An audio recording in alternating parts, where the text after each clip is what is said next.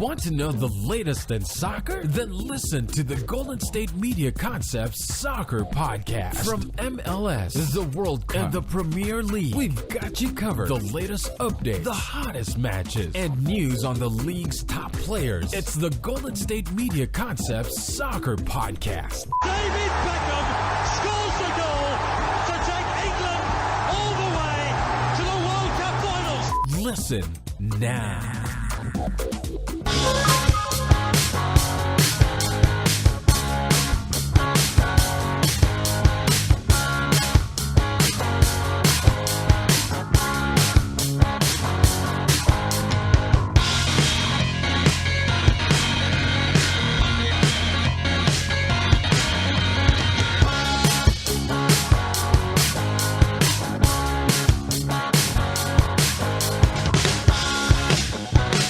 Thank you for tuning in to the Golden State Media Concepts Soccer Podcast, or Football Podcast, or whatever you want to call it, depending on where you are in your geographic region. We are here to talk about all the top games and competitions from all around the world and everything on the rumor mill in the world of soccer. I'm Ben. I'm Alex. And we are returning back here on a Monday with a great last week of soccer to talk about. Yeah, it's pretty good.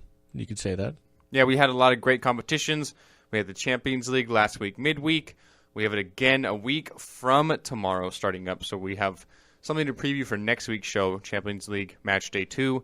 We had a lot of great games over the weekend. We're going to be breaking down the Champions League, Match Day 1 for every team in our first segment here. After the break, we're going to be talking about the weekend that was with soccer, talking a lot about the Premier League. We have some MLS news, Bundesliga, Serie A, League One, La Liga, everything in soccer. And then to end the show, we are going to be doing sort of a feature segment on Christian Pulisic, the United States sort of golden boy, I guess you want to say. Just recently turned 18. Yesterday was his birthday. Going to be talking about him as a feature, basically, segment. Just really his rise to stardom, what it means for the country and the world of soccer in the United States. So first off, we're going to be talking about the Champions League. We had games Tuesday and Wednesday as we previewed last week. But now we have results to talk about, Alex. Yeah, it was a pretty competitive week of soccer, to say the least, in my opinion. I know there's some games that you liked. There's some games I liked. Do you want to go Tuesday, me Wednesday? Me Tuesday, you Wednesday. I'll do Tuesday because Tuesday did feature the Arsenal. But it featured Bayern Munich, too. Well, maybe. Just go, Ben. Okay. Just go. Anyway, so in Group A action, we have the aforementioned Arsenal. They went into Paris to face PSG, Paris Saint-Germain. The game ended at a 1-1 draw, but it did not get off to the right start for Arsenal. They ended up conceding a goal within 40 seconds to Edinson Cavani. A cross from Serge Aurier comes into the box, and Cavani heads it home. The game ended in 1-1. Alexis Sanchez equalized for the visitors from England in about the 79th minute. But this game could have been really bad for Arsenal. Edinson Cavani could have had 4 or 5 goals. He missed a lot of great chances in this game. He could have given the host the 3 points. But Arsenal do get the draw, a 1 point in Group A against probably the best team in the group. That's a great point for Arsenal, especially since it was on the road. Now if they can just handle their home games, and then the other 2 games against Basel and Ludogorets, who also drew 1-1 in Group A. So in Group A, we have all 4 teams at 1 point. But it was definitely, in my opinion, the best point of the group was for Arsenal because they went into Paris and got a point, an away game. Yeah, it was a good game, to say the least. Yeah, so the aforementioned Bayern Munich, as Alex mentioned, did not have any trouble with FC Rostov from Russia. They ended up winning that game 5-0. No real surprises there for the host. Joshua Kimmich ended up with 2 goals. The wonder kid from Germany doing great things with Bayern Munich in that central midfield. Mm-hmm. So the Man City and Mönchengladbach game actually got postponed to Wednesday because of torrential downpours. So they postponed that game. So I'll let you cover that one. But we had Atletico Madrid come out on top over PSV Eindhoven 1-0. That was a rematch of last year's round of 16 matchup there. And Atletico Madrid actually had to go to penalty kicks to win that game. Mm-hmm. But they handled it in Group 1. No, I'm sorry, not in Group 1. But in Match Day 1, they handled it 1-0. Barcelona, no trouble at all with Celtic. They beat Celtic 7-0. We have Napoli up top over Dinamo Kiev 2-1. As I mentioned, Arsenal and PSG 1-1. And then Benfica and Benfica also drew 1-1. They did indeed. All right, let's move to Wednesday. And, yes, the matchup, you said that it gets postponed, got postponed, just postponed in the slam down. Man City did defeat Mönchengladbach 4-0. Yeah, we featured a hat trick by Aguero. Man City still undefeated under Pep Guardiola. Yes, they are. Monaco defeated Tottenham 2-1, which I know Ben is a fan of. Woohoo! Monaco, actually, you can say Monaco kind of the kings of North London right now. Ended up being Arsenal in the round of 16 of the Champions League 2 years ago, and now Tottenham already in Wembley Stadium. Mm-hmm. A matchup between Cristiano Ronaldo's former team and his current team, Real Madrid, over Sporting Lisbon, who he did have a goal in this game on a free kick. It was a beauty. Pretty nice goal, I'd say the least. Juventus and Sevilla drew at 0-0 with each other. Leicester City defeated Club Brugge 3-0 in a pretty impressive first game in their Champions League career. Ever. Yeah, ever. We go on to Borussia Dortmund. Pretty handed win, 6-0 over Legia Warsaw. Pretty good, if you ask me. Yeah, Christian Pulisic with an assist, who we'll be talking about later in the show. Mm-hmm. Dynamo Zagreb lost 3-0 to Lyon. Copenhagen and Porto drew it 1-1. And to end the action, I don't know if it was the last game, but it's the last game on my list. CSKA Moscow, 2-2 draw with Bayer. I was going to say their name. Bayer Leverkusen. Bayer Leverkusen, thank you. I was surprised at that game. I thought Bayer Leverkusen would have won. Yeah, I expected them to win. I don't know how good of a team CSKA Moscow is, but they are the Russian champs. So. But in terms of leagues, the Bundesliga is a little bit of a better league, in my opinion. Definitely, much more high profile. So, sort of a quick rundown with the groups here. As I mentioned, in Group A between Arsenal, Ludogorets, Basel, and PSG, they all have 1 point. So these next 5 games are going to be pretty crucial for all teams because they are still battling. So in Group B, Napoli with 3 points after beating Dinamo Kiev, and then Besiktas and Benfica each with 1 point. Group C, Barcelona and Manchester City each have 3 points after their victories over Mönchengladbach and Celtic. Mm-hmm. Same thing in Group D with Bayern Munich and Atletico Madrid, 3 points, as Eindhoven and Rostov with no points. In Group E, we have Monaco with 3 points after their win over Tottenham, Moscow and Leverkusen each with 1. And then in Group F, Borussia Dortmund and Real Madrid each with 3 points. Group G and Group H, the same thing. So Leicester City with 3 points, Copenhagen and Porto with 1, Club Brugge with 0 in Group G. And Group H, Lyon atop the group with the win. Juventus and Sevilla each have a point, and then Dinamo Zagreb with none. It's still so weird to me to see all the way to Group H. Yeah, they have a lot of 32 teams in the initial group stages, kind of like you would see in the World Cup. So I like the way they do that. My only knock with the Champions League that I don't really like, that I'm not really a fan of, is how they handle things once you get to the knockout stages. The round of 16, the quarterfinals, semifinals. Mm-hmm. The things I'm not really a fan of. I understand you want to play each team home and away.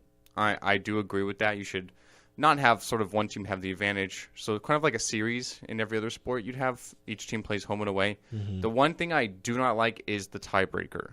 So the tiebreaker goes by away goals. So say you and I are playing. Okay, it's a good game. It's a great game.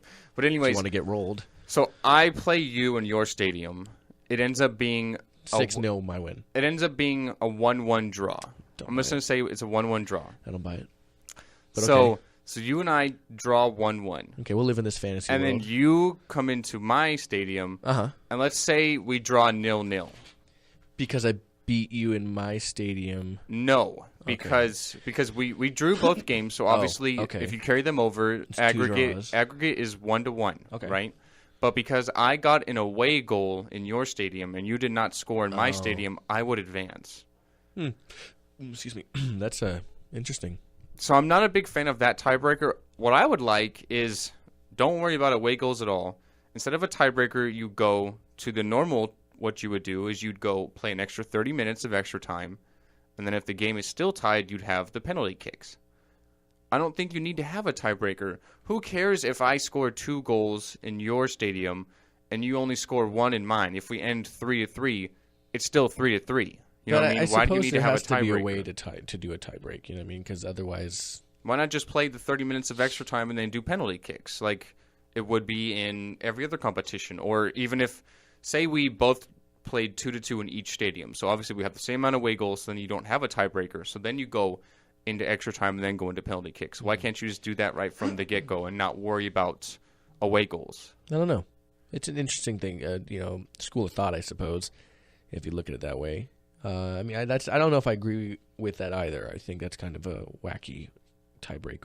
It makes a big deal because a lot of times, especially when you get to the round of 16 and quarterfinals, semifinals, if you get 2 away goals, you're pretty much set. You know what I mean? If you can somehow just hold on because you have that away goal advantage. If you have, say you have a 2-1 victory away, so you have 2 away goals. Okay. Even if you lose 1-0, or even if you lose 2-1 at the reverse fixture, you're still going to advance because you have those away goals. You know what I mean? Mm-hmm. So I think that's something I'm not a big fan of. I would just like them to go straight to extra time and penalty kicks, even if it's tied at the end of the game. Not worry about away goals. Okay. So, because it makes a big difference in my opinion, because you can play a lot more defensive when you have away goals, because the game changes so much because you have that tiebreaker already initially won, even if you go on to lose the game in your reverse fixture because you have the away goals. So, I'm not a big fan of that, but that is the current situation, and it is what it is. We have to just live with it. So, it's true. No use crying over spilled milk. And of course, Ben and I will be back on Monday. It'll be the day before the Week 2 games start, and we'll preview those games then on that show. A little early to do it now, but we'll preview them then. I feel like it'll be better timing. Absolutely, I agree. You think? You like it? I love it. Okay. With that being said, we are going to take our first break here on the GSMC Soccer Show. After the break, we're going to be talking about all the games over the weekend in all the respective leagues. We have a lot of good storylines and headlines to go out with. So with that being said, we're going to take our break here at the Golden State Media Concepts Soccer Podcast. Tired of searching the vast jungle of podcasts? Now listen close and hear this out. There's a podcast network that covers just about everything that you've been searching. The Golden State Media Concepts Podcast Network is here. Nothing less than a podcast bliss with endless hours of podcast coverage. From news, sports, music, fashion, cooking, entertainment, fantasy, football, and so much more. So stop lurking around and go straight out to the Golden State Media Concepts Podcast Network. Guaranteed to fill that podcast itch. Whatever it may be. Visit us at www.gsmcpodcast.com. Follow us on Facebook and Twitter, and download us on iTunes, SoundCloud, and Google Play.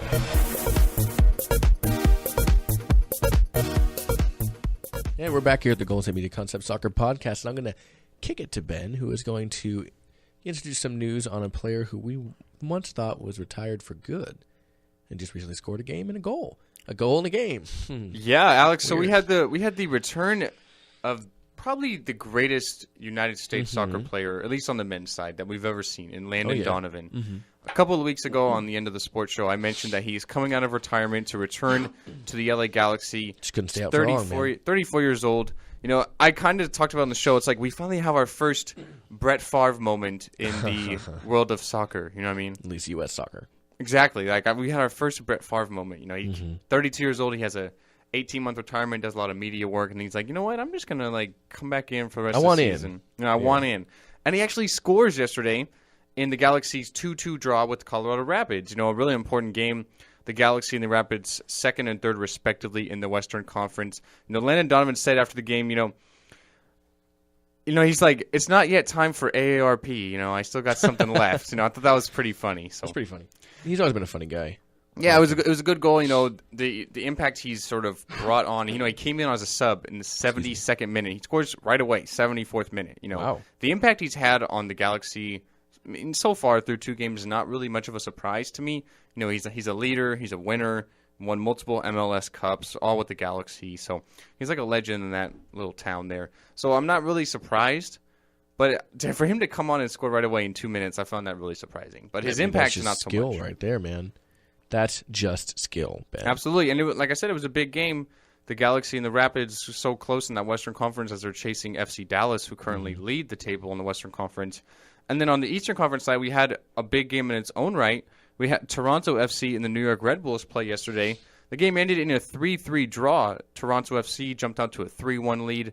I'm sorry, no. The Red Bulls jumped out to a 3-1 lead, and then Toronto ended up coming back. What they're doing right now without their best player, really, and in my opinion, probably the best player in the MLS, Sebastian Giovinco, the magical little Italian who we saw in San Jose. What they're doing without him right now is really, really astonishing to me. They're still battling their top the Eastern Conference right now and still winning games, getting results without him. They're really the best goal scorer in the league. I think that's really surprising.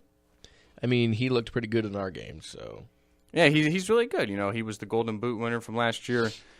I say he's the best player in the MLS. He seems like he always scores just absolutely whirly goals, Giovinco. So he's so quick, but he's so little. I know. He just like gets lost out there. You know what I mean? But then you find him right before you. But then you find him and he puts the ball in the back of the net. So yeah, you're like, whoa, that kid's good. So let him on the pitch. Not real surprising there.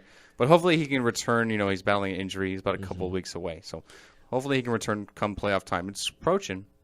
It is indeed. All right, let's move to the Premier League. How about that? Let's do it. So over the weekend, we had quite a few interesting results. Obviously, on last week's show, we talked about how we thought that some of the, big storylines, one of the biggest games of the weekend was really what we were going to have on Friday between Chelsea and Liverpool. So we actually had the return debut of the Brazilian center back David Luiz for Chelsea, who they signed on deadline day. I know who that is. He made his return back to Stamford Bridge. We mentioned John Terry was not going to be fit. He had an ankle injury. He might return for the next game against Arsenal on Saturday. Definitely, in my opinion, the biggest game leading into the weekend in the BPL.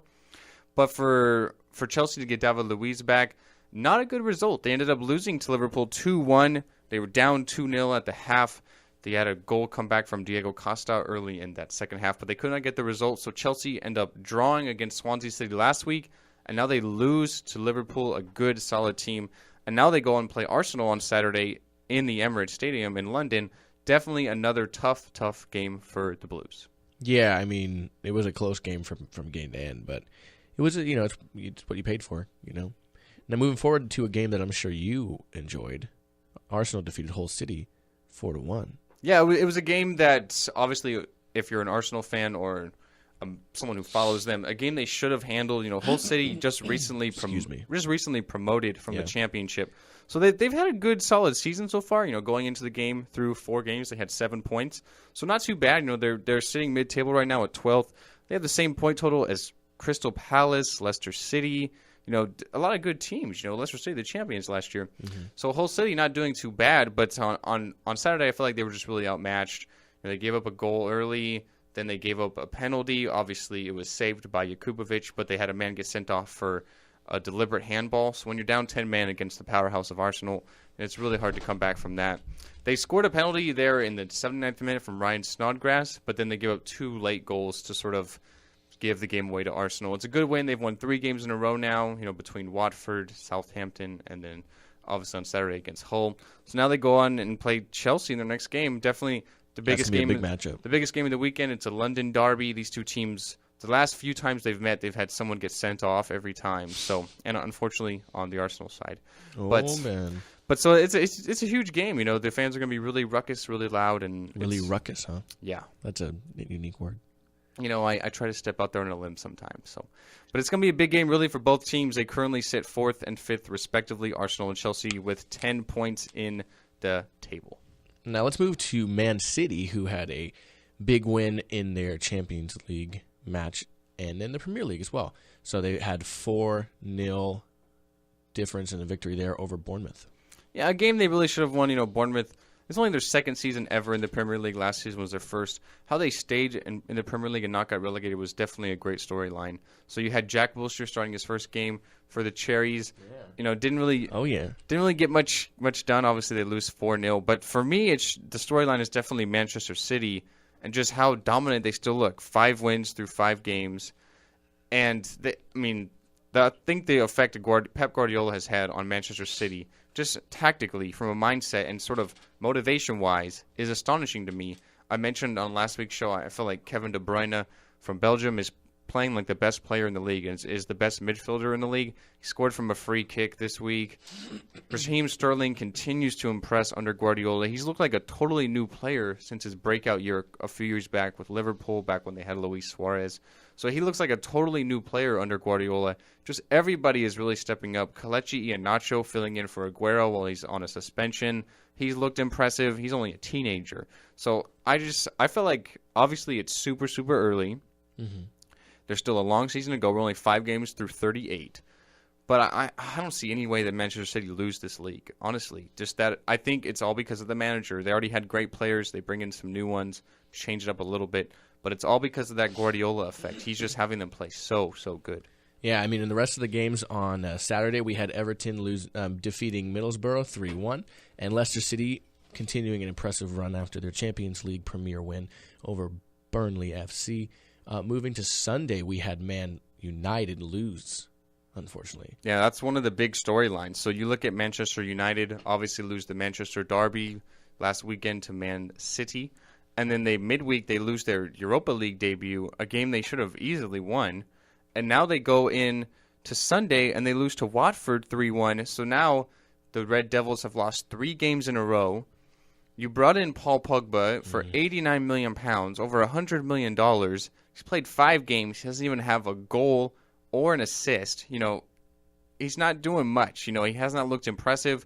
To be honest, I think that Jose Mourinho is not really using Paul Pogba in my opinion, would be a preferred position. He's kind of having him sit back as one of those defensive holding midfielders, kind of playing box to box, which he can do. Don't get me wrong. He's a good defender. He's good on the ball. He's good with long passes. But in my opinion, in order to get the best out of Paul Pogba, I think you need to play him a little more advancing, a little more in that maybe that number 10 role where kind of Wayne Rooney is taking up right now. And he's not doing too well either, I might add. But no, not quite. I would maybe put Paul Pogba maybe a little forward more. That way he can kind of create more chances. He's a tall guy. He can get some headers into the box. He's a good with long shots, can take some long cracks at it. He almost had a goal on Sunday. He had a ball hit the crossbar. But maybe he can create some more chances, get some more assists, maybe get some more goals. I think that's what they need to use him as more. He can kind of dominate that midfield, I feel like, more if he's a little more advancing as opposed to sitting back. But obviously, maybe we'll have to see some changes. They're not doing too well. A game like Watford, 3-1, I mean, that's a game they should honestly win. They should win 3-1, yeah. To finish out the weekend, we had Southampton defeating Swansea City 1-0, Crystal Palace defeating Stoke City 4-1, and Tottenham defeating Sunderland 1-0. Yeah, obviously really good results. All those games, teams I feel like should have won. You know, Stoke City currently sitting at the bottom of the table as well as Sunderland, only with 1 point through 5 games, not doing too well. To me, in the Premier League, the big storyline is how Everton are playing. Everton on Saturday, they defeat Middlesbrough 3-1. Everton currently sit second in the table with 13 points. They've won 4 games in a row. Their first game of the season was a draw against Tottenham, a game they honestly could have won, 1-1. So they're playing absolutely great under new manager Ronald Koeman coming over from Southampton. I feel like I said this a week ago after they absolutely dismantled Sunderland. They had a hat trick from Romelu Lukaku. I said that. I put it on Twitter. I said that Ronald Koeman is one of the more underrated managers. Definitely a good player or a good manager, getting the best out of his players. Think about what he did at Southampton all those years, selling all the good players and still getting good results. So now he moves into Everton, and he's doing the same thing. This is the same side that Roberto Martinez had for the last couple of years, finishing mid-table with the exception of Yannick Bolasie, and he brings in Ashley Williams at center back to sort of get rid of John Stones, who went to Man City. So he's doing it with the same side. To me, the breakout player of the whole Premier League right now, in my opinion, is Idrissa Gana Gueye. It's a guy that Everton brought over from Aston Villa last season, at the start of this season. So he's more of a defensive midfielder. When I look at him so far this season, he reminds me so much of what N'Golo Kante did for Leicester City last year. Really good work rate, winning the ball back, getting balls forward into the box for people like Bolasie, Lukaku, Kevin Morales, among others. He's really been a breakout performer, and Everton doing quite well. I've been really surprised at how they played so far. Yeah, I mean, they're sitting right up there, so it's just how well they're going to keep doing, you know? They could be this year's Leicester. You never know. I mean, I don't know if Man City's going to relinquish any kind of hold on that, but, I mean, it's a possibility. Yeah, I don't really think so either, but, I mean, it is possible, so, I mean, anything's possible. So, You never know. Everton are going to be playing Bournemouth again on Saturday. That's a really winnable game, a game they should obviously win again, in my opinion. So some other games to look forward to the weekend. You have Man United taking on Leicester City. Definitely a big matchup on paper. Two important teams needing wins. Look at United losing 3 in a row, 2 in the league. So I mentioned Arsenal and Chelsea is the big game of the weekend. I think that's definitely for sure. You look at Man City. They're playing Swansea City. I see that winning streak continuing. And then moving on to Sunday, you have West Ham against Southampton. West Ham, a team that just can't get anything right, currently sitting in 17th place. Looks like Slaven Bilic, their manager, coming off a great season last year, could be getting fired eventually. Moving into a new stadium, the problem was they couldn't score goals, but now the problem is they just keep giving them up. They go up 2-0 to Watford, end up losing 4-2. Then they lose 4-2 over to West Brom over the weekend. Not a good result for West Ham. They're just not playing well. I mean, that's typical of West Ham, though. I mean, they come off a good season last year, finishing near the top half of that table. For once, yeah. I'm just really surprised at some of their results so far this season. You would have thought especially with a player like Dimitri Payet, the class he has, some of the results would be a lot better, especially against teams they honestly should be beating in my eyes. So, I mean, with that being said, we do have a lot of great games over the weekend. Don't forget we have a Monday game. Exactly, and we have games leading in this afternoon. Even in Tuesday, Wednesday, they're going to be great. A couple of games I have really penciled in. One of them is in La Liga. Okay. This game is on Wednesday. We have Barcelona against Atletico Madrid. That's a good game. Huge game for both teams. Obviously, Barcelona coming off their loss against Alaves, handled business this weekend. So they still sit 3 points behind Real Madrid early on in the table. And Atletico Madrid coming off of a couple disappointing results early on in the season. 1 point behind Barcelona with 8 points. But a big result against a good team like Barcelona.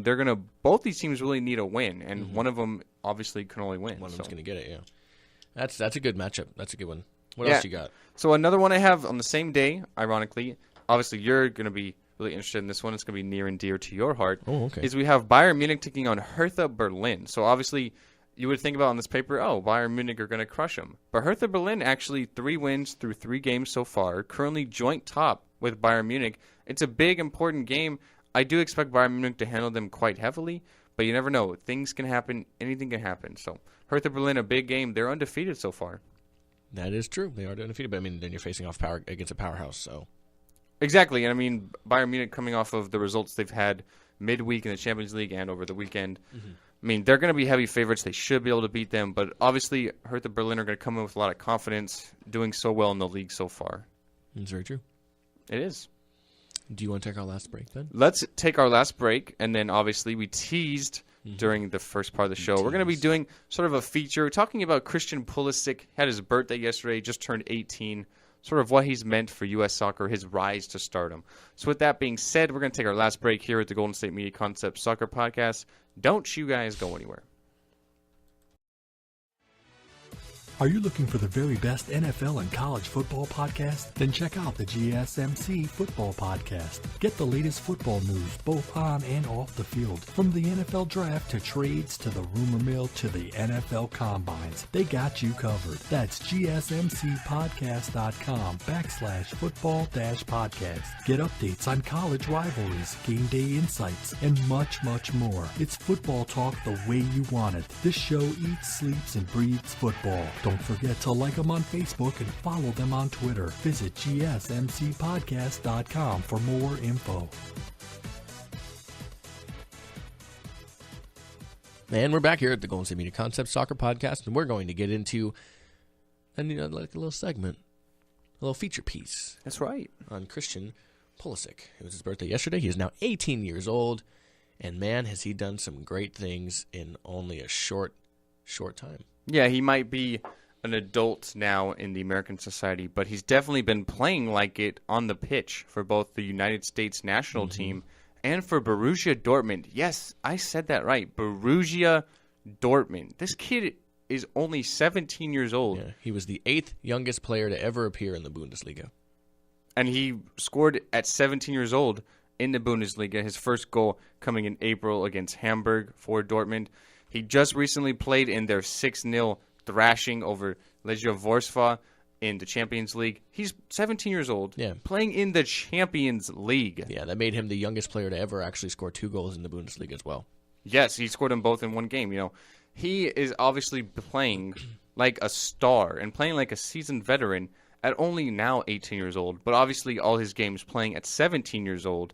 This kid is absolutely incredible, and he's one of the best young talents in the world. And he's from the United States, which you don't see much with soccer. Yeah, speaking of the United States, he made his first international goal at only 17 as well for the men's U.S. national team, as a matter of fact. He made the roster for the Copa America. He didn't really start too many games. He came off the bench a lot. I remember him playing against Argentina, playing against Lionel Messi, probably a little starstruck, I would imagine. But he's kind of like, obviously this is not a fair comparison, but he's kind of like the Messi for United States, coming up so young in the national team ranks. He's already playing at an elite European club, Borussia Dortmund, obviously, in my opinion, the second best club in Germany behind Bayern Munich. But still an elite club, one of the best clubs in the world. He's competing for a starting job week in and week out in that midfield, whether on the left side, right side. He can play through the middle. Really diverse. Only 17 years old, now 18 years old. It's incredible. Dude was still in high school.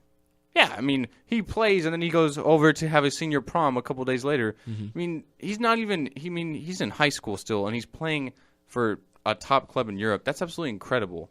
I think this is probably... Sorry. I hit the table there. I think this is probably the best talent we have seen to ever go through the ranks as an American soccer player. And that's a lot of expectations to live up to. Think about some of the best right now. You have Clint Dempsey, Landon Donovan, who we talked about, really young, played over in Germany, played over in England, over in Europe. He was good, before his time in the MLS. You had Freddie Adu. He didn't really live up to the hype, but still, he was a good young talent. Now you have Christian Pulisic, who's just taking over for the United States, sort of, in my opinion, behind Dempsey, kind of as that top United States soccer player, and he's only 18 years old. Yeah, he's done so many things already, and he just turned 18. Like, it's not like he's been 18. He's done so many things before even turning 18. Exactly. Crazy. I mean, the future is absolutely bright. Like, you don't even have to be a soccer fan to just look at the talent. You can just... You know how in sports you can kind of, even if you're not a fan of it or not, you can just look at a guy and the talent jumps off the screen? That's what Pulisic has. Whether it's passing, dribbling, shooting, just creating chances for Dortmund, for United States. The talent jumps off the screen. What I mean? He had 2 goals against Trinidad and Tobago in their World Cup qualifying. He's just quite impressive. It's happy birthday to you, buddy. Yeah, and it's funny, too, one last quick thing I'll say, too, that you mentioned Trinidad and Tobago, that game, and Landon Donovan. In that game, he became the youngest player to ever start for the U.S. men's national team in a World Cup qualifier, beating out Landon Donovan, who was 18 years old at the time. Yeah, I honestly think, obviously, I'm jumping ahead of it. He's still really young. Injuries determine everything. I think he might go down as the greatest United States soccer player ever. If things keep up at the pace it's at. Exactly. Yeah. He's already playing for a top club. Liverpool are really interested in him. They try to maybe work something out in the summer. I don't know. Maybe they'll do something in the winter. Not really surprised because Liverpool's coach Jurgen Klopp used to manage for Dortmund, so he knows Pulisic very well. Obviously, you bring him over to England, kind of a little more familiar, a little more background, not having to learn a whole different language and everything. So I it's possible, but all the sort of publicity and talent this kid is getting is really, really, warranted. He's a great young player. The future is totally bright. For the United States, I think a guy like Christian Pulisic, what he means to the country and for our team is that, he's kind of that first young guy to make that transition into soccer, because soccer is not big here. You look at everything. You look at the NFL, you look at baseball, you look at basketball, and where are the top teams in those respective sports? You play top in America. When you're looking at soccer, if you're going to the top in soccer, you're playing in Europe. You're playing like Pulisic pretty is much in anywhere Germany. but America. You're playing in Germany. You're playing in England, Spain, Italy, France. Turkey, Dutch, Netherlands, whatever. You're playing in all those top clubs in Europe, as opposed to every other sport. If you're playing in the top club, you're playing in America. So for him to already go over to Europe at such a young age already speaks the talent he has, and I think he can sort of maybe set a example for young people wanting to play soccer, that it's not a dead sport here. You can sort of become something and go overseas and be a great player. Yeah, and then come back and do whatever you want because you're that good. Happy Exactly, birthday, man. So happy birthday, Dang. as of yesterday, to Christian Pulisic. The future is bright, my man. I hope you can keep it up. Obviously, as an American, be good for our team and just be a good player. You're really exciting, really young. The future is bright. Oh, yeah, man. It's bright like a light. Yes, and he plays for Dortmund, and they wear yellow, so he shines bright. Boom. Full circle. Boom. Absolutely. So happy birthday to you, Christian Pulisic. Happy 18th. Happy birthday. And now we're going to sing happy birthday. I don't know about that. We're not going to do that. but Actually, we're going to leave now. Yes, we are going to end the show with that. But as always, you can find us on our website, gsmcpodcast.com, where you can listen to Ben and I talk for hours if you want. You can find us on our website, like I said, but you can also find us on Stitcher, SoundCloud, Google Play, and iTunes at the GSMC Soccer Podcast as well. You can find us on Facebook and YouTube at the GSMC Soccer Podcast, and you can find us at our handles on Twitter and Instagram, GSMC_soccer. That is GSMC_soccer on Twitter and Instagram. Ben, and I would like to thank you for listening. As always, we'll be back every Monday with new things to talk about. But until next Monday, we have to bid adieu. As always, I'm Alex. I'm Ben, the aforementioned Ben. Feisty Ben. I don't know about that, You're feisty.